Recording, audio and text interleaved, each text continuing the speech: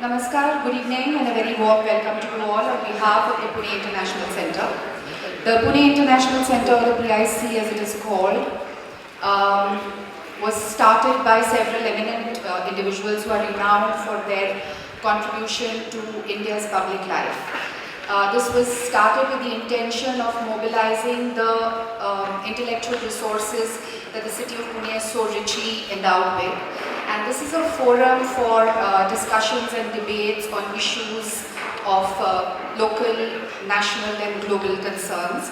And keeping that in mind, we have a whole range of events, roundtable conferences, talks with very eminent thought leaders on issues like global warming, national security, innovation, policy making. We have film festivals and, like today, book launches. Today's event is the book launch of 99 Not Out, Your Guide to a Long Healthy Life by Dr. Sujata Kedkar Shetty. As some of you in the audience who already know her are aware, that Sujata herself leads a very mindful and healthy life, and so in a sense she embodies all the principles that she has put down in her wonderful new book. But what a lot of you may not be aware of is that Sujata has earned her stripes in the world of wellness through a huge amount of hard work and discipline. Dr. Sujata Kedkar Shetty is a US-trained biological scientist with publications in peer-reviewed journals. She did her postdoctoral training from the National Institute of Health. It was here that she worked on the pathways of stress-related immunosuppression. In the last decade, Sujata has been focused on researching and writing on wellness, including a column in The Mint. She's also a certified life coach and conducts wellness workshops based on her expertise in wellness and her experience in coaching. She has a bachelor's degree in genetics and a PhD in toxicology from the University of Kentucky, Lexington. I'm delighted to invite onto the dais the author of today's book and my little sister, Dr. Sujata Kedkar Shetty. So a woman died, and she had the option of going to heaven or hell. She decided she'd check out both places first. So she walked down to the depths of hell, and she saw row upon row of writers chained to their desks in a steaming sweatshop, being whipped with thorny lashes. She said, I've seen enough. I want to go to heaven now.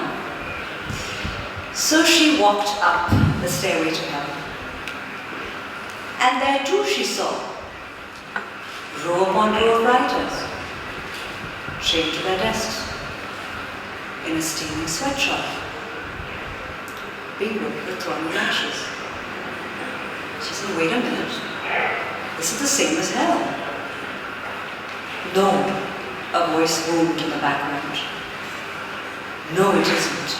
Here, your work gets published. So, ladies and gentlemen, dear friends and family, I'm in heaven, particularly tonight.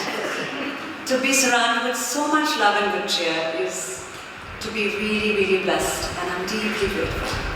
Thank you all for braving the weather, the rain, the traffic. I've been saying this in Bangalore, I've been saying this in Delhi, now I'm saying this in Pune. I think traffic is becoming a serious urban problem. So thank you for braving the traffic, for taking time out of your precious lives and sharing it with us tonight. I'm hoping that this conversation will be something meaningful enough for you to take back to make your lives 99 not out. I need to thank my parents, without whom I wouldn't be here this evening in any shape or form. I want to thank my dear family back in Bangalore, my husband Nitesh and my children Akash and Arab. Without them, I wouldn't have had the time to write this book or the inspiration. I want to thank my dear friends for their many kindnesses. I have to thank Dr. Farooq Udwadia deeply. He's the doctor who's written the foreword in this book. And for those who haven't had a chance to read this book yet, it's a really beautiful foreword. And I want to share a few words about him with you. So he's this incredible diagnostician and healer, a modern Dhanvantari, as my father described him. He's 88 years old. He runs Beach Candy Hospital. He starts his rounds every morning on the top floor at the ICU and then walks his way down. Residents dream of working with him. Patients have to wait 3 months to get an appointment with him. And he, friends and family, took the time out to write the foreword and give this book his vote of confidence, which is huge. So I'm deeply indebted to him. I'm also indebted to the amazingly successful men and women of this country who have chosen to read the book again before it was published and write their votes of confidence, which have gone in as advance praise at the back of the book and the first 2 pages of the book. One of whom we're going to have on the dais with us shortly, Dr. Masharkar, Dr. Devi Shetty, Dr. Dhruv Shah, Dr. Isaac Mathai, Mahesh Bhupati, Rahul Dravid, Kiran Mazumdar Shaw, and Nandan Nilikani and Ravina Tandon. Falguni Gokhale, unfortunately, is busy and not with us tonight, but she has helped me tremendously with the illustrations that have gone into this book, and she's a Puneri, so I would have liked her to be here, but I can see that her husband is here, Satish, so I'm glad here you are with us this evening. And my agent, Jayapriya Vasudevan, back in Bangalore. Without her, none of this would have happened, so a big thank you to her. And now a little bit about the post-publishing process. So for a first-time debut author like me, I thought once I was, impressed, so to speak, my work was done. Not so at all, because then you have to market your creation. And I couldn't possibly do that without the support of Penguin Random House, our publishing house, and 3 amazing women who are back in Bangalore. Gayatri Dravid, Nawaz Lalkaka, and Kanika Jain Gupta, who have been involved in the social media piece. So if any one of you has been following this book on Twitter, Instagram, Facebook, it's all them. I have not been involved at all. They're amazing. And now about the book, the reason why we're here tonight. So the book, and why should you read it, right? It's been written by somebody who's been writing on health for the last 10 years. So I've been writing on health and wellness for the last 10 years. I have 100 or so columns with a mint and several articles in magazines and newspapers besides. And I've come to the firm conclusion that preventing illness and disease by strengthening our mind, body and spirit is the secret to longevity and its art. So this book is divided into 3 sections, the mind, body and spirit. There are 29 principles of wellness, as I call them, across these 3 areas. And the book also shares tips that if you engage with these principles with, you will lead happier and healthier lives and longer ones as a consequence. Because I argue that a long life is not just about adding years to your life, it's also about adding life to your years. And as Lisa already mentioned, I'm trained as a research scientist. I don't practice as a research scientist anymore, but I'm trained as a research scientist. And that means that because I have a scientific bent of mind, I need a lot of evidence. And the evidence comes in the form of research articles and experts that I've spoken to. I've brought that rigor to the columns I've written, and I bring the same rigor to my book. The book also shows us the impact that stress has on the mind, body and spirit, and what we can do to minimize its effects, and what we can do to prevent its accumulation in the first place. So I'm sharing the stage tonight with 2 amazing people, and without any further ado, I'm going to ask Lisa to introduce them. I hope you enjoy the evening.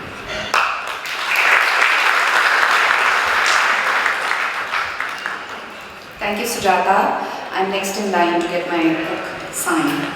I'd now like to call onto the dais Dr. Latika Padgaonkar, who will be moderating the book discussion after its release. Latika is a columnist, editor of 5 books and translator of 2. She has a doctorate from the University of Sorbonne, Paris, and has taught in Fergusson College as well as the JNU. She has worked as a foreign correspondent in Paris and subsequently at UNESCO in New Delhi. She was executive editor of Cinemaya, the Asian Film Journal and Joint Director of Cinefan, the Asian Film Festival. Currently, she is a member of the Programs Committee at the Pune International Center, and she's the leading force behind the film festivals that we organize as part of the PIC programs. So a big hand for...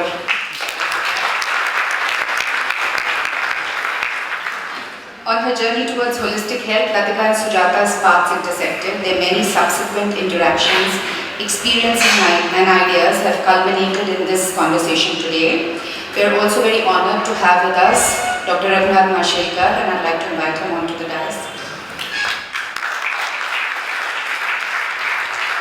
It is very hard to summarize all that he does into a short synopsis, but I'm going to try.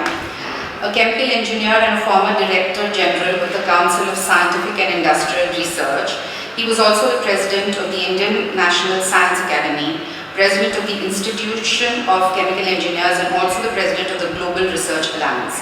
A true beacon of our times, he was also the first chairperson of the Academy of Scientific and Innovative Research. He is a Fellow of the Royal Society, Fellow of the Royal Academy of Engineering, Foreign Fellow of the US National Academy of Engineering, and Foreign Associate of the National Academy of Science. He is also the President of the Pune International Center, and I'm sure there are a lot of accolades that I have not mentioned here, but without much ado, I'd like to ask Dr. Mashelkar to say a few words, and then to watch.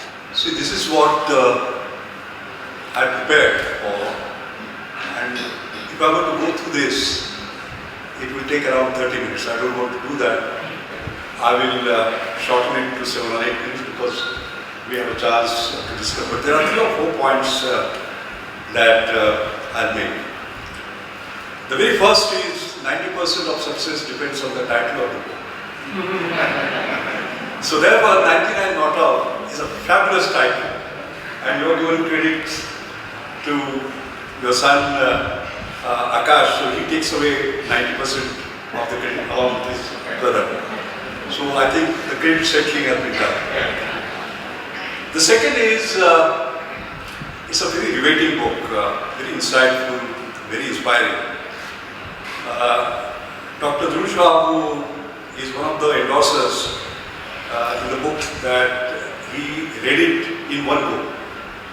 I must admit I could not do it in one. For a very simple reason that, and by the way, whenever I release a book or write a preface, I read the entire book. So Sujata, I have read from page 1 to 308, all the pages. I'm being completely selfish because one learned so much. Each page is full of deep knowledge, deep analysis, deep insights.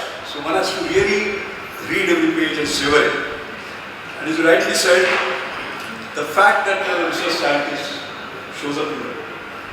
Because there is evidence based on clinical research, the advice that you have sought from expert, and what enlivens the book are the real life examples that we talk about, and the really affectionate reference that you make to your parents again and again on what you have learned.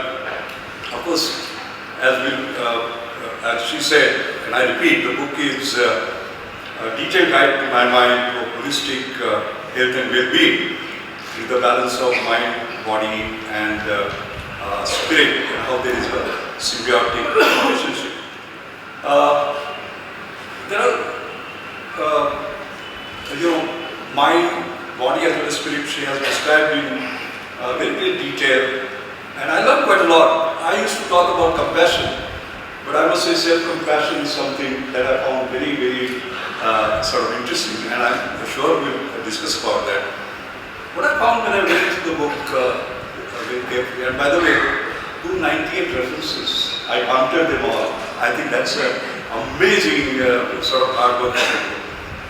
But the word self keeps on repeating, like self-compassion, self-discipline, self-control, self-regulation, self-diagnosis, selflessness, self-denial.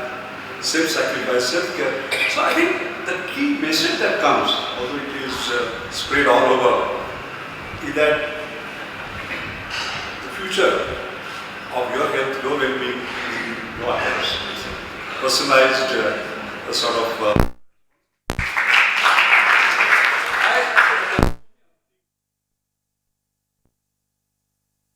in case I don't get a chance, that there is one chapter on gut, brain, and microbiome. Please don't miss it.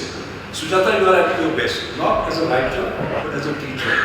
It's amazing, you know, she describes the way you take a bowl of delicious creamy mango ice cream, and from the time you put it in your mouth, its passage and what happens to the absorption of nutrients, the detoxification, the way different organs work.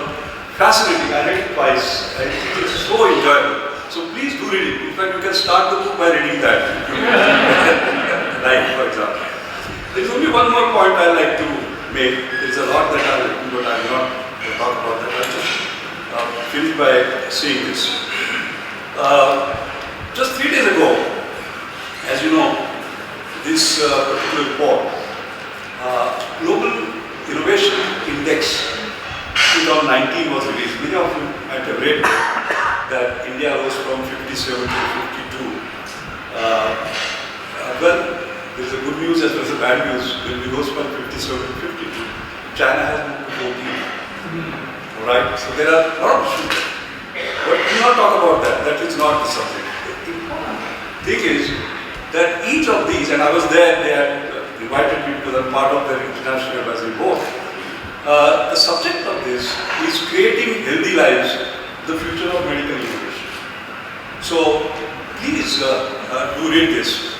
It talks about all sorts of advances in medical innovation. For example, it says how new technology with preventive activity, booking platforms such as book retreats, interpreters of biological wellness markers for saliva and blood samples such as wellness effects, digital engagement gadgets such as fitness watches, phone apps that influence behavior by providing real-time feedback about miles that you walk, calories that you burn, the quality of sleep, the quantity of sleep and so on. It's full of technology. But in the holistic approach that you talk about, basically mind, body, spirit, I'm sorry to miss it. In that entire book, the word Ayurveda doesn't appear, for example. Alright? But the interesting part comes now. The interesting part is that the report says that 1.8 million published studies have evaluated the effects of lifestyle, diets, etc. 1.8 million. You don't have to read that by the way. Just read this book, that is good enough for you. Very frankly. So what? But they also talk about 30,000 startups. Today, as they say, Jamana of startups, right? 30,000 startups have actually worked on the prevention, how you can enhance your lifestyles and the preventive part of it, etc. Out of that, I like to cite one, because there is one full chapter. And that is, there is a startup called IAM. I am, why I am. Okay? I am, capital Y, I am. This was launched in 2016 to provide most efficient path for achieving optimal health, personalized to the individual. And the founder is Lorena Buica. She actually talks about overcoming her own debilitating health condition. She started researching what the most effective courses of non-medical action by condition were, and after a year and a half of experimenting with everything from yoga, meditation, acupuncture, massage, nutrition, she achieved a sustainable state of health without any medication. So she says, and I'm quoting her, that while the path to a science-based medical solution was straightforward, an analogous approach to non-medical preventive alternatives for my challenges did not yet exist. What it shows is that I wish you had read your book. Because that's precisely what you have done. What you have done is a non-medical preventive alternative through a holistic view of the symbiosis of mind, body and spirit. Alright? So that tells you about the ignorance that lies, in such active startups. And of course, now she has created a creative startup engaged in a framework of prevention that leverages both the time-tested preventive model of hair delivery and cutting-edge artificial intelligence, etc. These are now basically coming. So that is the main point I want to make, that the word desperately needs your hope. So my final remarks will be, normally, it is sort of conventional to say about, we talk about who will read the book. And of course, Dr. Mugalia said that the medical practitioner should use them, because as soon as you go, they will not prescribe antibiotics to you, and the rest of it, they will take a holistic view. That is one. But in my judgment, your readership will be 7 million people who are interested in adding years to their life and life to their years, very badly. So I very much hope that the book gets translated in all languages around the world, basically, because that's what the book is all about. And the last one, a personalized remark. One of the gentlemen who is here, Stephen, was there, and he will recall. So we had a panel discussion like this. And one of the questions that was asked by the person who was conducting the panel discussion was, what will be the scenario in 2030? So I said, look, I can't predict what is going to happen next year. How can you say what will happen in 2030? So everything is uncertain. But I said, one thing is certain, that I won't be there in 2030. I mean, 30 years down the line. And I said, for a simple reason, I'm 76. I have to be 106 to be there after 30 years. But I can tell you something, after reading your book, I'll be not only 99 not only I'll cross century, I will be at least 6.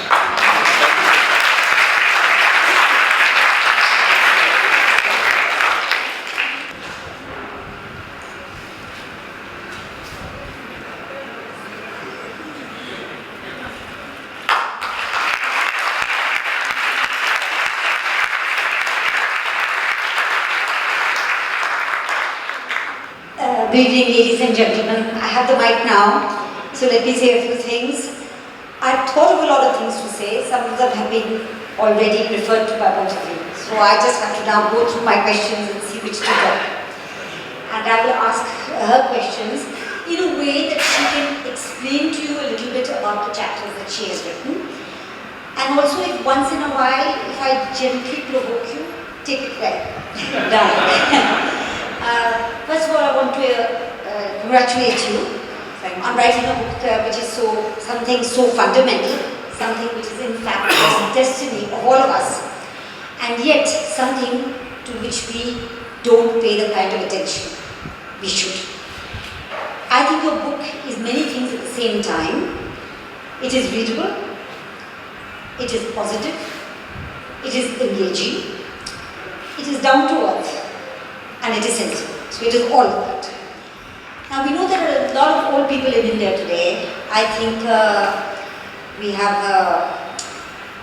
going to expect to rise fourfold in the next 40 years or so. And a fourfold rise means a rise not just in new population, but a rise in the population of old people as well. And given the social structure we have today, many of these old people will have to fend for themselves, rather than continue to live in families where you can be taken care of and not feel helpless. I also did zero in on Dr. Udvadia's very remarkable forward. And he speaks about your book by referring to something called the art of longevity. And he said that you have taken a holistic view about what constitutes good health. Obviously, good health is much more than just an absence of disease. So I'd like to begin by asking you, can you expand a little bit about this? The idea of good health and wellness as you see it. Sure. Thank you, Latika. Thank you for that. So I completely agree with you. Good health is the absence of disease. And it's about having a strong mind, body and spirit. And this isn't my definition. I mean, this comes from the WHO. So the WHO says that it's the presence of a strong physical, mental and social well-being, and not merely the absence of disease or infirmity that defines good health. And when we take this definition and we look at it, it is not about it being something that is unachievable, right? It's a goal that we set for ourselves. And we make the lifestyle choices that we need to move towards that goal. And as a process, we will touch that definition more often than not. Leading happier and healthier lives as a consequence, and longer ones too. So Fred Astaire, the famous American choreographer, said, getting older is like anything else. To make a success of it, you've got to start young.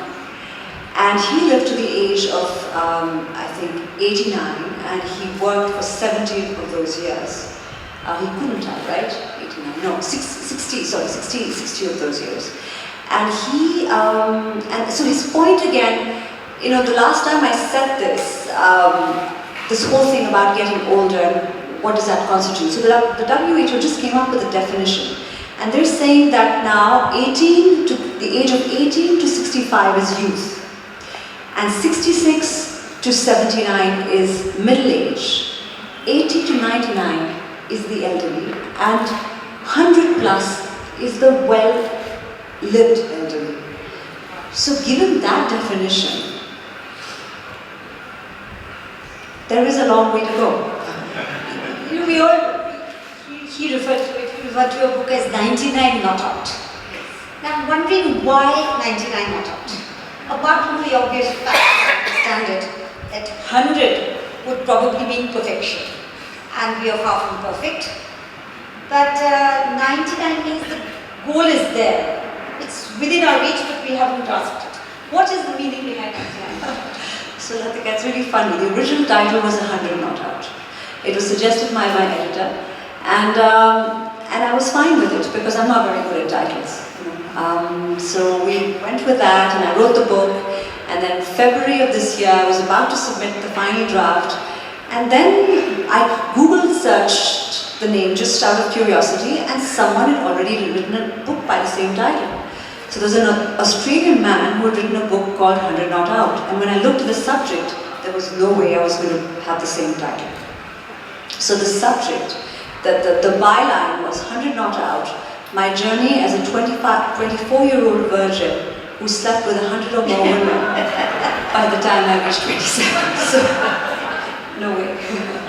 And then my son plays a lot of cricket, the 12-year-old, and I spent 2 sleepless nights trying to come up with interesting titles, and I was doing a terrible job with it. My editor kept saying, no, this won't work, that won't work, this won't work, that won't work. And my son saw me looking tired and stressed. He said, what's up? Why are you looking so tired? And I told him why. And he said, if 100 Not Out doesn't work, what about 99 Not Out? And like you said, Latika, it's actually a better title. So it worked, it was all for the best. As both of them have mentioned, the book is divided into 3 parts, mind, body and spirit. And if I turn to the first chapter on the mind, you speak about something which may not be familiar to all of us. You speak about a plastic mindset. Can you tell us what that is? Dr. Carol Dweck has done a lot of research on what she calls a growth mindset, and the idea, or a plastic mindset basically. So the idea is having a mindset where you don't believe that your attributes are fixed, where you believe you can grow over your lifetime. You can grow, learn, get better at whatever it is that you set your mind to. And people with a growth mindset, they live longer, they live stronger, they live happier because they can, because they believe that they can. And they have a positive outlook towards aging as a consequence of their growth mindset. While I was reading the pages on the mind, there's one thing that you said which struck me, and I think it might just strike all of you if you read the book carefully. You speak of wellness, and we all know that wellness, as I just said, is not an absence of disease. But you said something which was, it intrigued me. You said that a growing cancer in a body may not manifest itself early. In the early stages, we don't know what is happening. But the mind and the spirit can show signs of a struggle. Can you expand on that? Yeah, no, I think what I meant by that was, diagnostic tests the way that they are can't catch certain diseases at certain stages. So an early stage of a disease can go missed through certain diagnostic tests. But the stress that you are sort of experiencing, if you are willing to acknowledge it, could be going on for many years before. So just yesterday I found out a friend of a friend's had a massive heart attack at the age of 47. And he was physically fit. In fact, he really looked after his physical health. But everyone was saying he led a very stressed lifestyle.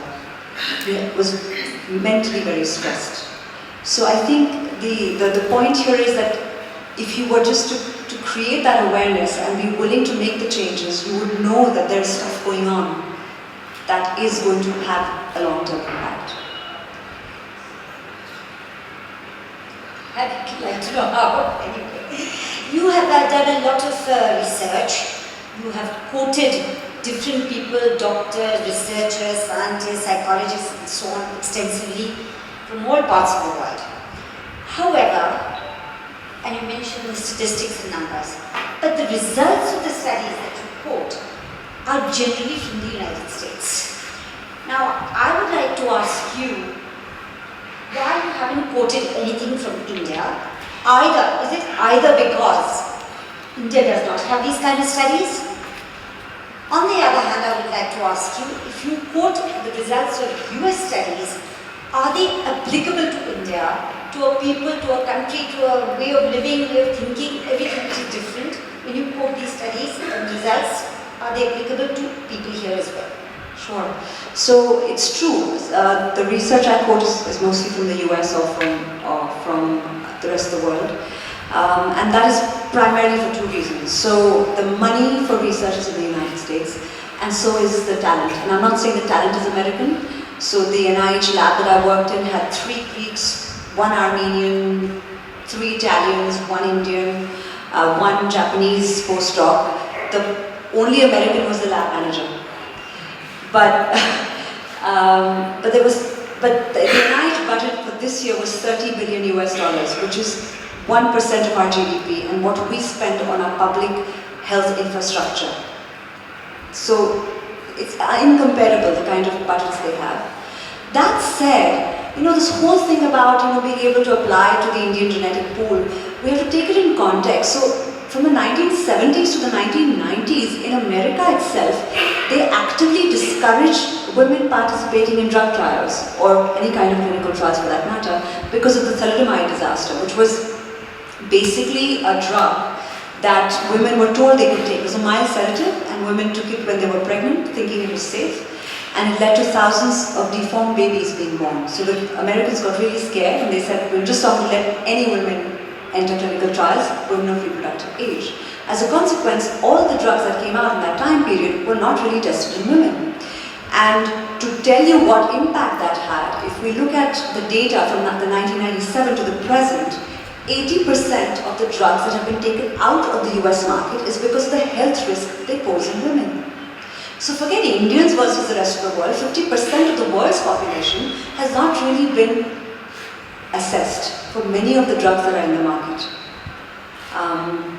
And then we've got to start somewhere, right? We've got to start somewhere, and we hope the trends are the same. Even if the numbers, even if the percentages change, the trends are the same, because the fact of the matter is we're falling sicker sooner.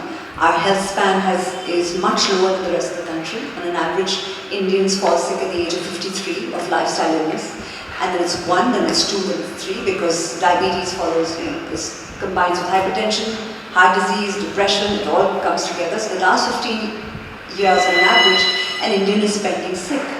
And that impact on his family, or her family, and both emotional, physical, spiritual, and financial must be extreme. So we definitely need to do something, and I think prevention is the way to go. Sujata, you have said that negative attitudes in the aging process count for a great deal. You have quoted a certain Dr. Levy, and have looked at his research. And Dr. Levy says, and I assume you agree with him, that if you have a negative stereotype about aging, you will age and die quicker. if you have a positive stereotype, you will age slower and you will live longer. Can it really be that straightforward? So this is this is Becca Levi's theory that she calls a stereotype embodiment theory, and it's based on decades of research, Ratika. So she's done many studies, and there's one study called the Ohio longitudinal study, where she followed people for 25 years, and she found a clear distinction between people with a positive mindset about aging and the negative. All other things being equal, people who had a positive mindset lived 7.5 years on an average longer. They also had better functional health as they grew older, and they had fewer illnesses as well. So this is one example of a disease of a study she's done. She's done many, and her point is that aging is a social construct. We all have a negative stereotype about aging, but if we were to change that and believe that aging means a lot of positive things, which it actually does, it could impact our health in a very powerful way. You've taken up many other things. One of them is self-awareness, and you have mentioned self everywhere. And you say that self-awareness is the crux of how we manage our life. Now, what is self-awareness, according to you? And I agree with you. It's the means to. It means an ability to monitor our emotions and our thoughts from moment to moment. I ask you, does that leave room for spontaneity? Yeah, it makes it sound really tedious, right? No, because I'm just wondering whether you're consciously thinking all the time about emotions and thoughts, or can you become spontaneous? Yeah, I think that it's, you know, this piece fits into mindfulness. So the self-awareness piece is really about being aware of what's going on inside, and I think it's less about it becomes more of a skill as you practice it, where you're not really letting it impose on you or impose on your spontaneity. In the beginning, it will feel trite, but if you practice it, it's going to really have benefit. So it's part of the mindfulness training, where you are aware of what goes on inside you and goes on around you. There's another interesting study that Sujata has quoted. The study of a psychologist from Harvard called Ellen Langer. And this study is called a counterclockwise study. And surprisingly, the study shows that old age and the deterioration of the body are not necessarily linked, not inextricably linked. And that the slowing down of the body, which we talk about all the time as we grow old, and aging it can be reversed, the slowing down, in the right circumstances. Now, what can be the right circumstances which slow down, which prevent the slowing down of the body? Yeah, no, this is a fascinating study. So she is the first, I think, woman psychologist at Harvard, and she did a study in the 1970s, and she essentially took a group of 70-year-old and older men. She split them into two. They were all from nursing homes. Some of them had come in wheelchairs, and she put one set of them in a resort where they could just have a good time. And they spent a couple of weeks in that resort, and the only mandate was they had to reminisce about their lives from 20 years ago. The other group had it a little harder.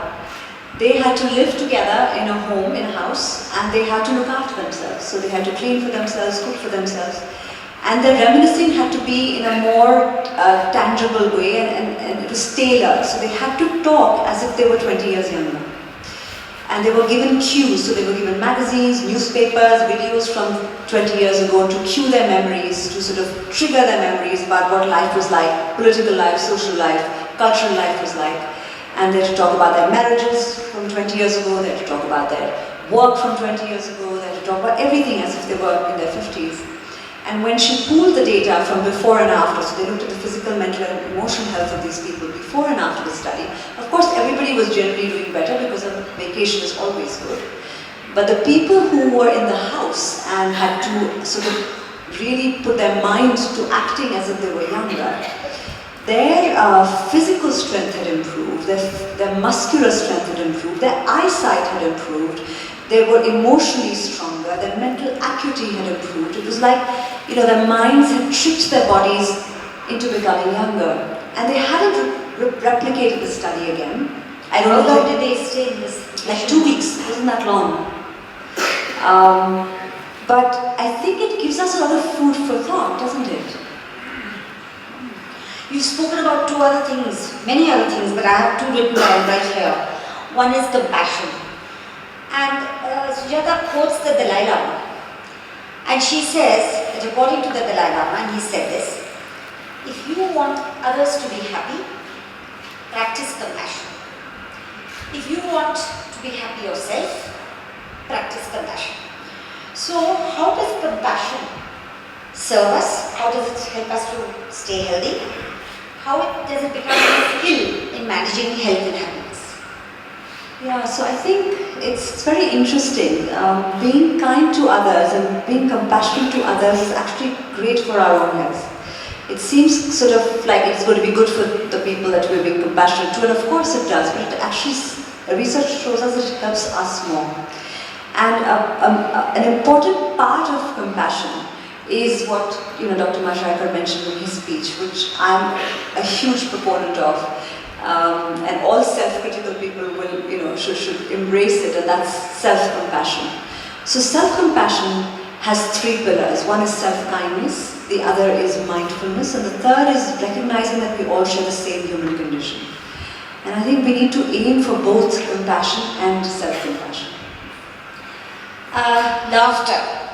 You quote a person called Norman Cousins, and he's a writer, and he says he has found a molecular basis for the healing effect of laughter, which means that laughing, the act of laughing, can give you pain relief, that the act of laughing can actually be an analgesic, that it can be a healing therapy, and that it can strengthen the body's ability to fight infection, even cancer.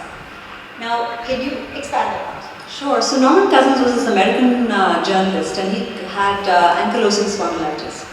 And he decided that he was going to take control over his own healing. So he took the medicines, and he took rest, but he also watched really funny videos. So Marx Brothers, one of my father's favorite comedians, and Groucho Marx is supposed to have said, a clown works just like an aspirin except twice as fast.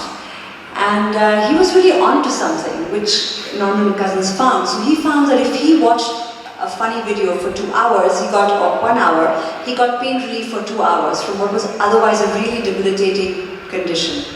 And he also found, when he did these tests on his own, that the inflammation in his body went down, and inflammation is one of the markers of just about every disease state known to man.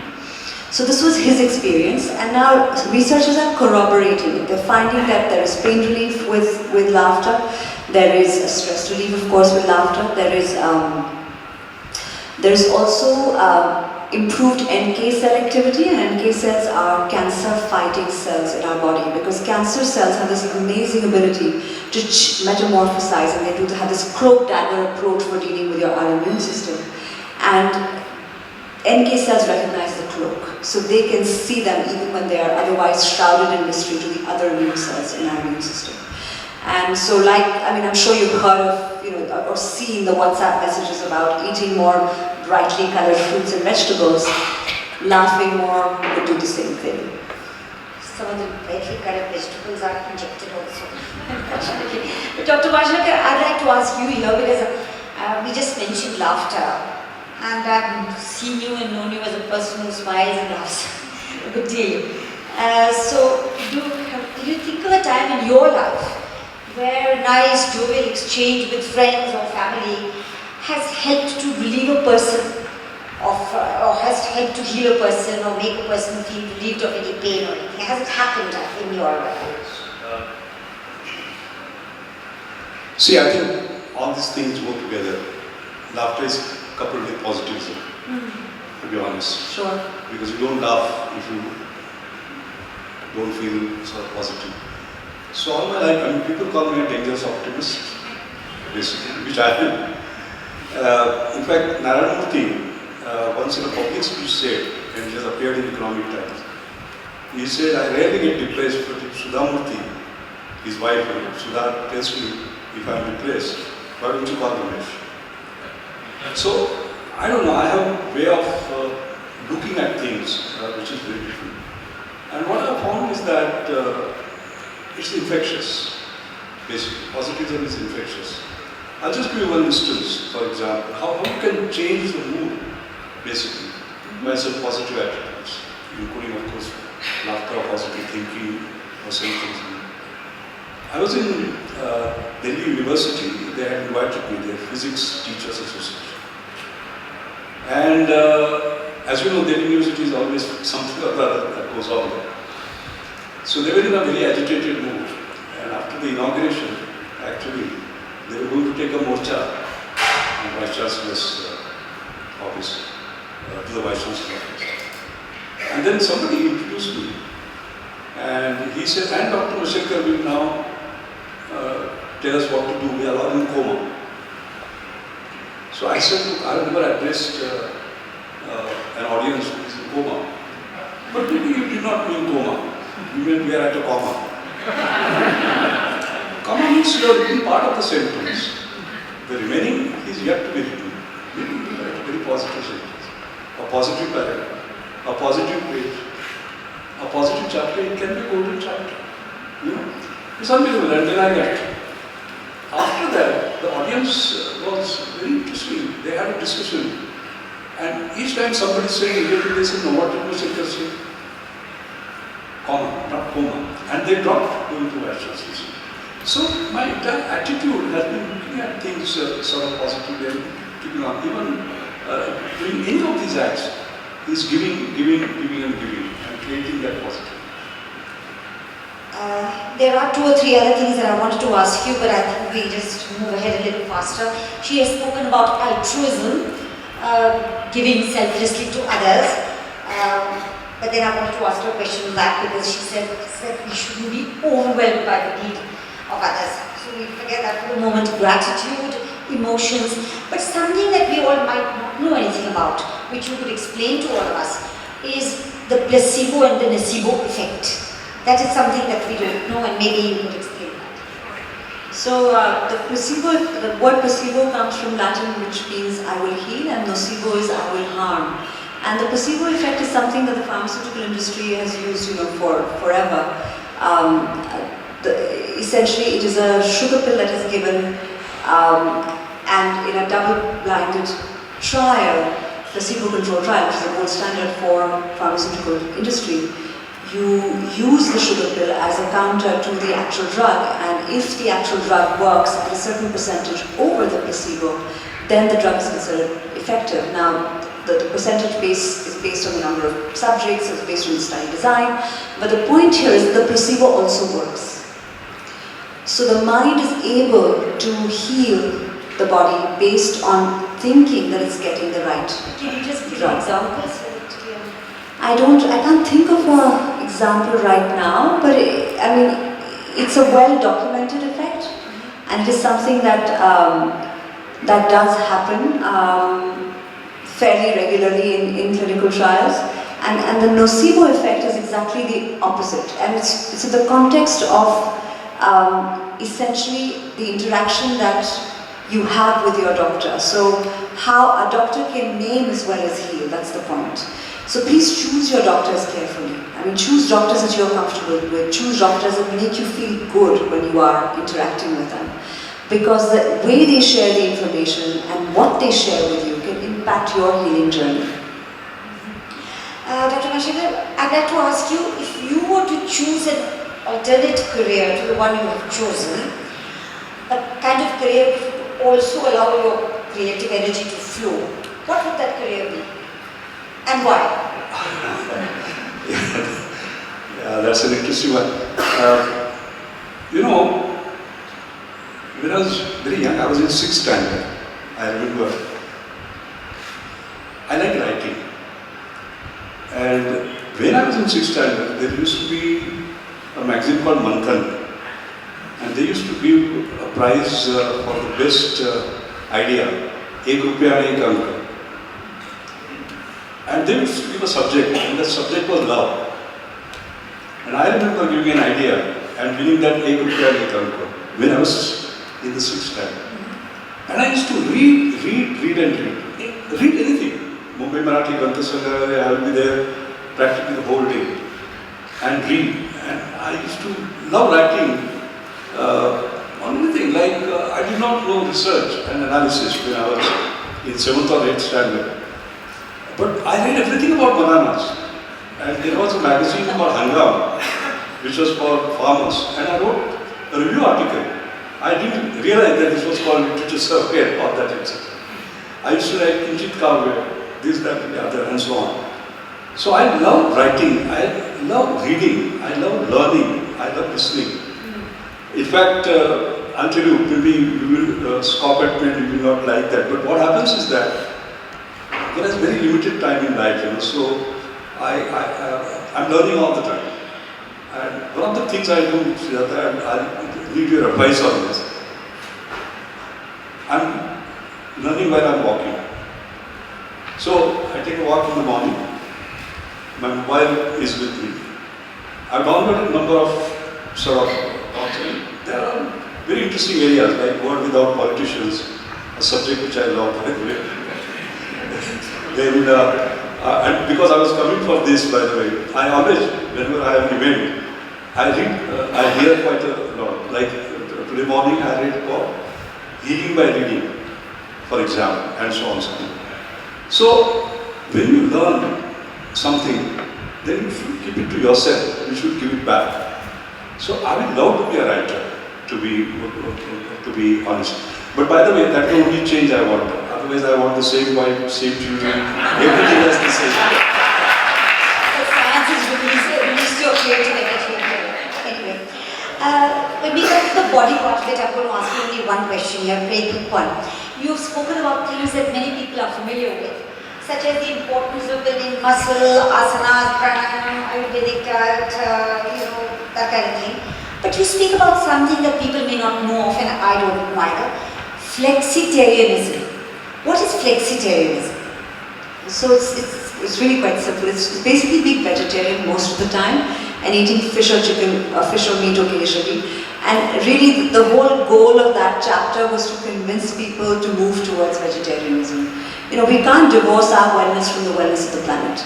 And for the wellness of the planet, we need to all be vegetarian. It's really as simple as that. But if we are vegetarian already, please be aware that there are micronutrients that tend to deplete in us. So vitamin B12, iron and calcium tend to go down in people who are vegetarian. So you need to be aware of that. But as long as you're aware of that and keep your protein levels also decent, then I think we need to move towards flexitarianism and eventually towards being vegetarian. When she comes to the part on spirit, she begins with something quite interesting. And I'd like her to expand on this concept that you have raised. She says, it might appear counterintuitive, but when our self-importance diminishes, it induces in us a sense of meaning. So the self-importance has to go down before meaning can come into our lives. Please. Yeah, so I interviewed Dr. Masharkar for that chapter. And there's a beautiful expert by him in that. But researchers have spent a lot of time thinking about what brings meaning to our lives. And they've come up with 3 pillars. They call them the pillars of significance, coherence, and what was the third one? Purpose. So purpose is setting goals and meeting them. Fairly straightforward in this life, the kind of life we all know what that means. Significance is what Latika alluded to. And significance is about those moments in your day-to-day existence where you forget yourself.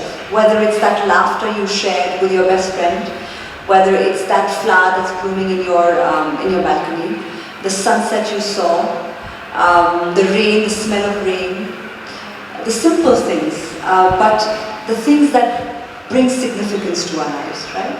And we tend to miss them in the fast-paced life that we are leading, the life that has all these electronic devices. Our electronic devices don't give us significance, but it's the touching and feeling of people, nature that gives us that, so that was a significance piece. And then the coherence is when we have a narrative of our life that makes sense to us, a a story of our life that makes sense to us. That is also supposed to be our life. I must say, by the way, just interject, that's a beautiful chapter. Thank you. It's really because, meaning of life, the purpose.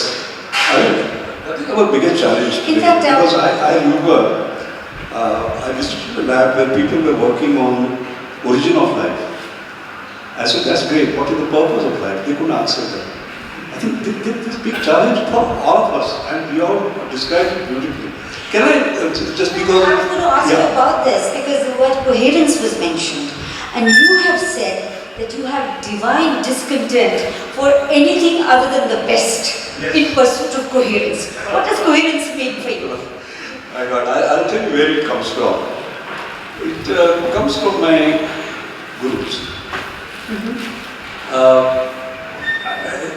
I remember when I became fellow of Royal Society, I called Professor Sienara, who is one of my gurus. I have a number of gurus today, Professor David Sharma, your father, and so on. So I draw inspiration from them. So I remember when I became fellow of Royal Society, I was only the third engineering scientist in 360 years. So I thought Professor Sienara would be very happy. I called him. You know what was his reaction? Not bad. Then I became fellow of American Academy of Arts and Science. Again, the only seventh Indian from 1780. Again, he said not bad. And then 2-3 other things happened. So then I lost my. I said, sir, what do I have to do to impress you? And he told me something. He said, Ramesh, he calls me by first name, fake name. You are climbing a ladder of excellence. And that ladder of excellence is limitless. And the only limit that you have is the limit that you put on yourself. So I think, translated in other ways, it means your best is yet to come. So what it means for me, I'll tell you, that every morning one has to get up and say, no matter what you achieve, no matter even if you are 90, my best is yet to come. And maybe this will be the day today that it will come. So I have got this imbibed in me. So that is where your energy comes from. That's because you seem to be engaged in many more activities today than you did when you were working and now that you're retired. I know you are supposed to ask questions, but innovation is doing things differently. So I want to ask one question. If you promise. Oh no. See, while reading the book, because I discovered that I have a number of bad habits. And I assure you, my children are here. You will see a better papa, by the way, for the rest of it. Because there are not principles, I will call them Sujata mantras. I am going to follow them. Because I have to live up to the promise of 106, so I will do that. But one question I have, because you have talked about it, about the way the brain works. And you have done this brilliant analysis of brain-body, sort of connection and so on. So one thing that you have written there is about multitasking. And Latika, I have a problem about multitasking that I want to ask you. I remember when I joined MCA in 1976, around 78, 79, I became a member of the board of Sri Chitra Criminal Medical Center. And the chairman used to be Parthasarathi, who was advisor to both Indira Gandhi and Jawaharlal Nehru. So in the evening we used to sit and talk, and I used to learn from him. I was very young. And he told me about Mrs. Gandhi. He said she hardly slept 4, 5, 6 hours or whatever it is. And her way of working, he described, that she would be reading a file and somebody else would be reading a file to her. Different file. Both at the same time. So, both at the same time. So she will be absorbing through the ears, analyzing. She will be reading through the eyes, absorbing and analyzing. And he also told me that once in a while, the fellow was reading, he slowed down. He said, "Padhte jao," and so on. And Sujata, what happened was that I said, if she can do it also, I can do it. So I started doing that. But what you have said in the book got me worried. Because you talk about the energy, the brain, and when you do multitasking, etc. So can you say something about this? Yeah, so Because there may be others also who are doing multitasking. well, it just is, yeah, and there are going to be exceptions, right? I mean, maybe she was an exception. We don't know. We don't know how long she would have lived. I mean, unfortunately, tragically, her life was cut short. But generally speaking, for the population at large, it's not a great idea because our brain wasn't designed for it. It was designed for one task at a time. And that's it. That's all there is to it. Maybe you can do it. And if there's one person who can, it's probably you. But I wouldn't recommend it to everyone. I mean, these are all mantras, if you will, for everybody. Sujata, you have spoken extensively of loneliness, and you rate loneliness in all people, loneliness as a risk, which is even higher than drinking, smoking, or obesity. This is a major risk factor in premature death. Now, how do you counter this in front of a fragmenting society, fragmenting family? And I don't see how this is going to reverse, or maybe it will, I don't know. It certainly reversed in some places like Spain when there was so much unemployment that children just came back and started living with their parents. But that doesn't mean that the structure hasn't changed. So, what would you recommend? How do you counter loneliness, especially now countries like Canada, Britain, Germany, where you have ministries of loneliness, where the government is trying to step in and do something for old people? Yeah. It's a tough question, really, right? I mean, first of all, our country needs to recognize, our Ministry of Health needs to recognize that it's a problem amongst the elderly, and we're talking. So the data is all in elderly, but loneliness is a condition that can afflict anyone, and the rates of depression are skyrocketing even amongst the young in our country. So I think the whole loneliness piece needs to really be seriously looked at from all angles, and I don't know the answer, to be honest. I think I'll just take one major question now. You have spoken of stress, and stress, you call stress the ultimate villain. The ultimate villain which sucks out the life and sucks out life force. And it is responsible for aging at the cellular level, not only at the emotional level, but at the cellular level. But given our modern day life, the manner of living, our materialism, the pollution around us, the kind of technologies we deal with, the breakdown of social structures and so on, social media, given all this, how can we not be stressed? Because we have to deal with all this in our life today. Yeah. So, does it mean that our life should take a totally different direction where we don't look at the material?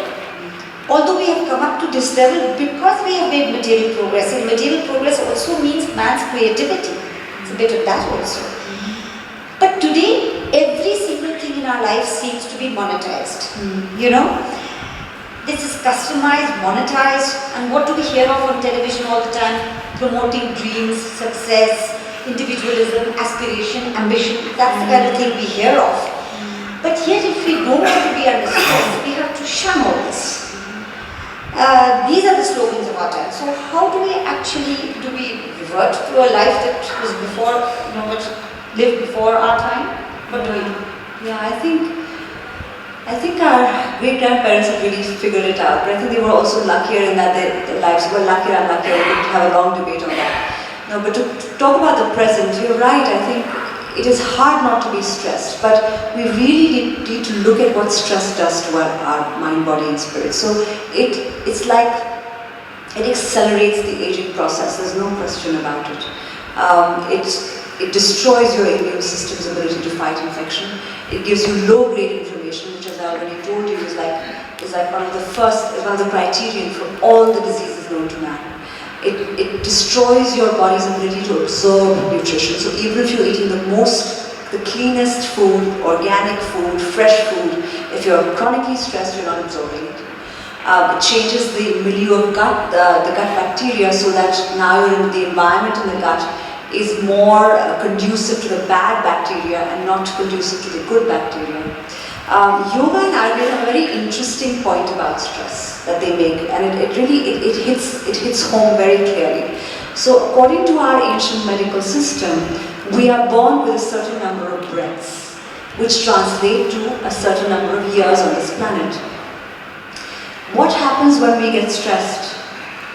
Our breath becomes shallow and becomes quick. So it's like we're speed walking to our deaths when we are chronically stressed. And the multitasking is helping us speed walk. What is also helping us speed walk is this desire to acquire. So again, to take the example of our brain only experiences, it doesn't store anything, it doesn't store energy. It just takes what it needs, it experiences and it moves on. If we could learn to do that, follow the example of the brain, I think it would all be better. Well, I mentioned in my question that everything is customized and monetized play. I just want to give you two examples which I've read recently in the Times of India. One is that if every mother breastfed her kids, God knows for how long, then we would really save a lot of money in this world, maybe $1 billion. Now, I don't know why we should be calculating that, but as I'm saying, we monetize that. And the other thing was what a woman had done. She was a woman who had a herd of cows. She loved cows. She kept a lot of cows. She loved them. She patted them. She hugged them and all that. And then she gave these cows as a therapy, and she said, if anyone wants to de-stress, please come to me and cuddle my cows for a fee. See, that wasn't left out. Pay me a little bit and cuddle my cows and get de-stressed. So everything does get monetized. But I have more or less, without going into further detail, I've left out certain questions. I've asked her, Sujata, more or less what I wanted to. If Dr. Mashakar has something to ask her, please go ahead, sir, and ask her. And if not, I just want to add one little thing. She has ended her book with 4 words. The last 4 words of her book. And these words are, thank you for reading. Thank you for reading. I say, Sujata, thank you for writing. I mean, that's it.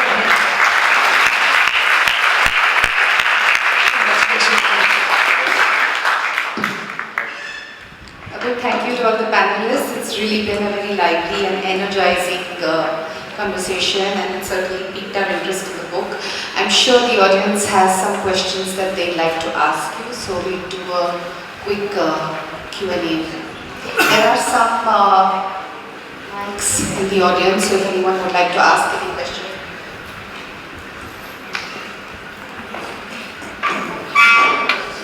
Thank you very much. My name is Mayank Sharma and I'm a new admission to Pune. We just come in my family posted to Pune 2 months back. So first of all, I thank the organizers for giving me this opportunity to come here and attend this session. I'll preface my question by first saying that I've been reading a lot about mind-body spirit connection for many years. And I'm quite convinced, being myself a student of physics and of quantum physics particularly, that mind, body and spirit are nothing but different aspects of a continuum of energy and matter, and they do impact each other. So I'll not go into the detail because that is something which I'm convinced about and I know it's true. My question is particularly about the concept that you've discussed in your book, which I'm going to read shortly. You know, if you talk about diseases and controlling diseases by the power of mind, which I'm again convinced is possible, that you can control your disease by the power of mind.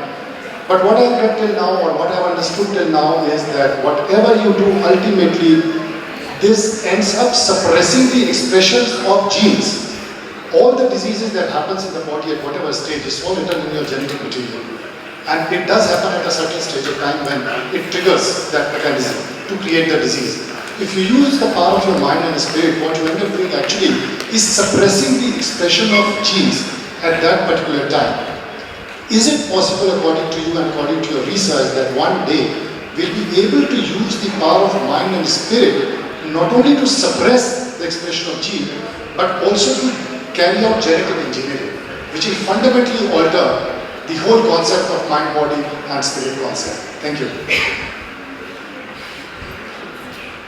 Yeah, so the power of the mind is unimaginable, right? We don't even know. I think we've only touched tiny, tiny portion of it. So I agree with you on that. I don't think we can make a blanket statement about all diseases having genetic basis, because that's not true. Infections certainly just come up. Can we genetically engineer ourselves? I suspect the sadhus did. With what they did with their minds. So I'm sure that's not impossible, but how they did it and the cosmic entry that they tapped is something that we don't know enough about.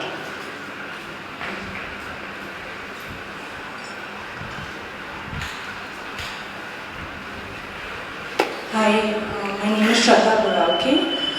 So congratulations on your book and your research. I think this is a real gem for a certain generation that is looking for some answers. So my question is in regarding to Latika ma'am's question earlier about tapping into a certain research register, which is the American research, and so many of us who are in the field of really trying to translate and collate certain different forms of knowledge into something tangible.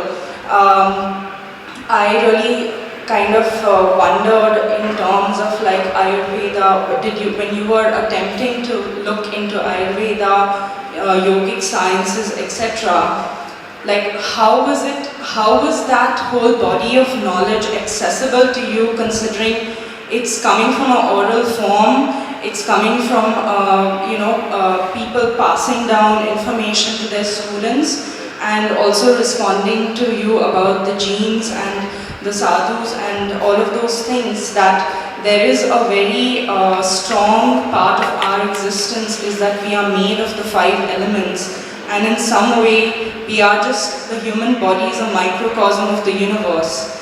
And now there's a lot of question about, is the universe in a journey of entropy, and the black hole at the end of the day destroys it all, and in that way we are also sort of expanding into some kind of entropic existence.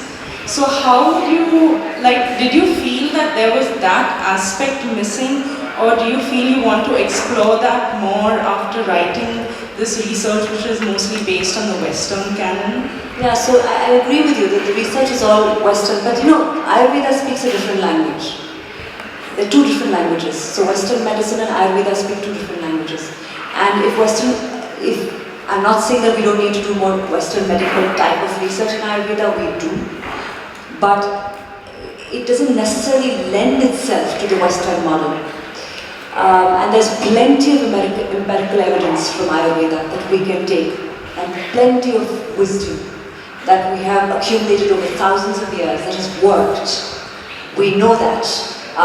We don't know that from a Western medical perspective, but in the language of Ayurveda we know it. So we should be taking it seriously, far more seriously than we are right now. And I don't think we are to blame. I think it's the way that history has played out. But last question. Thank you. It's a great book based on what was discussed here. I have just one simple question. I'm an average human being, and call it nostalgia, call it resistance to change or whatever. There is always an aspect that the life in earlier times was so good. It was stress-free and stuff like that. But evidence doesn't prove the same.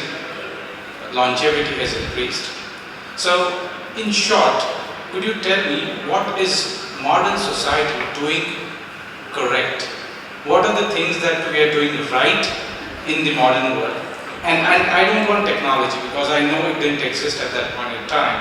But other than technology, are there any things that we as a society, as a community, are doing right? yeah, so it's true. Thomas Hobbes wrote in the Leviathan that the life of man is poor, nasty, brutish, and short. And when we were born, when our country got independence, our life expectancy was 31 and today it's 68.5. So yes, things have gotten better. But the life expectancy that we think about, a large percentage of it is attributed to the fact that our babies aren't dying as often as they were. So our infant mortality has actually gone down substantially, and that has contributed to our life expectancy going up.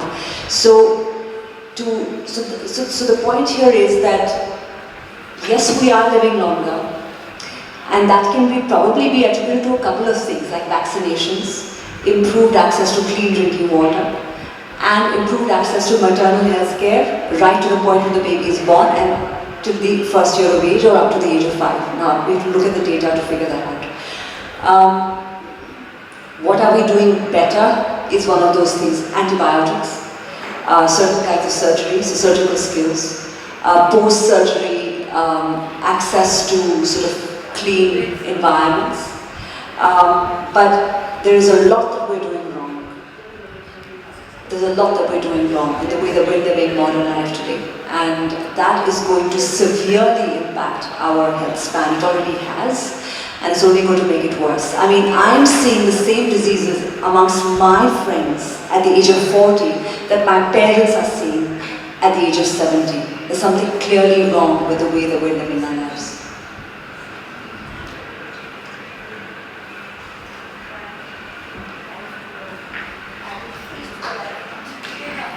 Yeah, thank you all. And before we wind up, I'd like to ask Prashant Kilbane, who's the Honorary Director of the Pune International Center, to propose a vote of thanks. Wow, great to be here. Great to see all of you here. First of all, huge thanks to Sujata, because if you wouldn't have written that book, you wouldn't have all of this happening today. So thank you so much.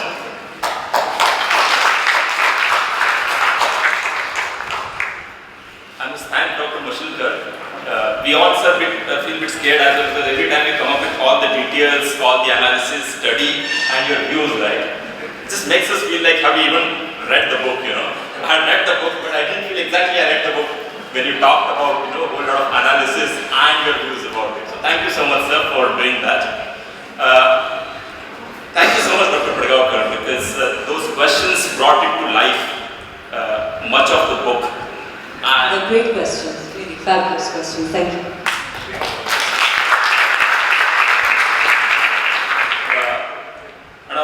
While I was listening to it, I was also counting for some reason. Those 15 questions possibly brought in best of the book as well for us to know. Fortunately, it's getting video to shoot it, so we'll put it on the YouTube and rest of it for people to follow it later. So thank you so much for that. Just a quick mention before I continue with the vote of thanks. We'll be requesting the author to continue to interact with all of you and sign some more of the books, because I know you've done some of those early on, but also there are more of us who haven't yet taken the autograph. There's another small thing I must mention. While talking about the book and the title, they did mention about Akash, that's Sujata's elder son, who talked about 19 not out. Some of you may not be aware, Akash and also Rahul Dravid's son, both of them, do wonderfully well when they play cricket match in Bangalore in their under 1400. They are the openers in their group.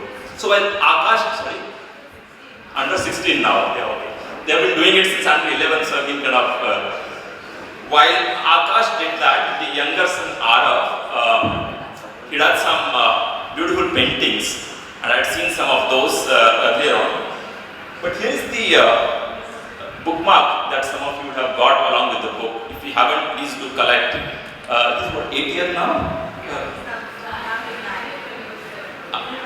7. Yeah, okay. So he did this when he was 7. So that's the bookmark that his Nani has put together to make sure that all of you get a copy of that. And let's give it up for Arav, who was just 7 when he did this, right? So that's the whole family coming together to kind of support and making this happen. One son gives the title, another gives this bookmark, wonderful thing. Before you leave, I must also request you to, some of you want to pen down your thoughts about the book, about the program or any of those, because the author has kept a small little a book at the reception. So if any one of you would like to give feedback or write any of those, you'll be able to make use of that. Exactly. You could also write a name and put that there. So thank you so much to all of them, but also thank you so much to the literati out here in the audience. We have Sujata among them, you know, almost all of them. But I take a lot of pride in mentioning because while Bangalore and Delhi went well, I would still like to see that, you know, Pune didn't do bad and doing not better. Exactly, even better. At least in Pune, I would like to say that. Great to see scientists like Dr. Mashilkar, Dr. Gadgil here. We have, of course, there is Dr. Kerkar and then I wouldn't say about other economists, but there are other younger and older economists also here. There are civil servants like Ambassador Gokhale there, Ambassador Bambaule. There is former Chief Secretary Maharashtra, Sri Nimbalkar sir. There are people from services like Air Marshal Gokhale. There are also people from services who are still serving and who are here. And there is Ambassador Mangalmurthy. I can see there are lots of people from different fields. There are academicians like Professor Apte here. There are professionals like Dina Gulkar and others. So many people from different walks of life who essentially constitute PIC, who have come together to attend this program. That's amazing. To make it their own program. So thank you so much. I think without all of you here, this wouldn't be the program that you would want to organize otherwise. So thank you so much for making it the very special program. I'll end it by requesting Sujata to please sign a few more copies of the book and requesting you all to give your feedback on the book that we have. Thank you so much. Look forward to see you again for the next PIC program.